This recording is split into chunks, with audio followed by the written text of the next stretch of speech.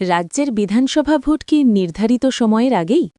কেন্দ্রীয় স্বরাষ্ট্রমন্ত্রী অমিত শাহের সাম্প্রতিক মন্তব্যে সেই প্রশ্নই ফের ঘুরপাক খাচ্ছে রাজ্য রাজনীতিতে।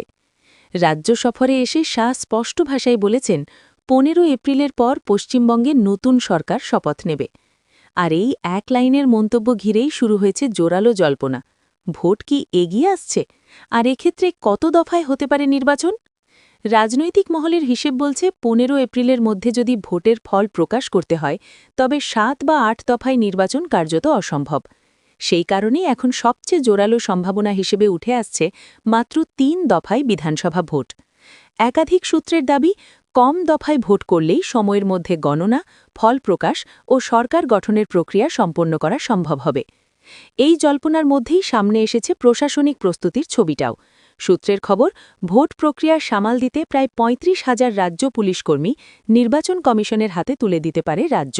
সুতরাং প্রকারান্তরে শাসক দল তৃণমূল কংগ্রেস নির্বাচনের জন্য সম্পূর্ণ প্রস্তুত সেটা বলাই বাহুল্য।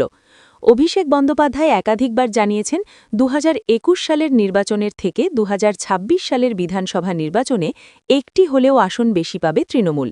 পাশাপাশি রাজনীতিতে নতুন মাত্রা যোগ করেছে বিজেপি নেতা দিলীপ ঘোষের মন্তব্য। আজ তিনি বলেন, প্রয়োজন হলে ২০২৬ বিধানসভা নির্বাচনে কেন্দ্রীয় বাহিনী বুথের ভেতরেও মোতায়েন থাকবে। এই মন্তব্যকে কেন্দ্র করে শাসক বিরোধী তরজা আরও তীব্র হয়েছে।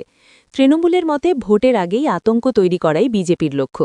বিজেপি শিবির আবার বলছে, অবাধ ও সুষ্ঠু ভোটের স্বার্থেই কড়া নিরাপত্তা প্রয়োজন।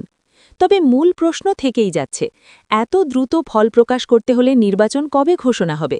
সূত্রের খবর অনুযায়ী নির্বাচন কমিশন আগামী ২৬ বা ২৭ ফেব্রুয়ারি রাজ্যের বিধানসভা ভোটের নির্ঘণ্ট ঘোষণা করতে পারে। সেই সময়সূচি ধরেই মার্চের মধ্যেই ভোটগ্রহণ শেষ করে এপ্রিলে ফল প্রকাশের রূপরেখা তৈরি করা হচ্ছে বলে রাজনৈতিক মহলের ধারণা। সব মিলিয়ে অমিত শাহের মন্তব্যকে ঘিরে রাজ্যের নির্বাচনী রাজনীতিতে এখন শুধুই এক প্রশ্ন, ঘণ্টা কি আগেই বেজে গেল?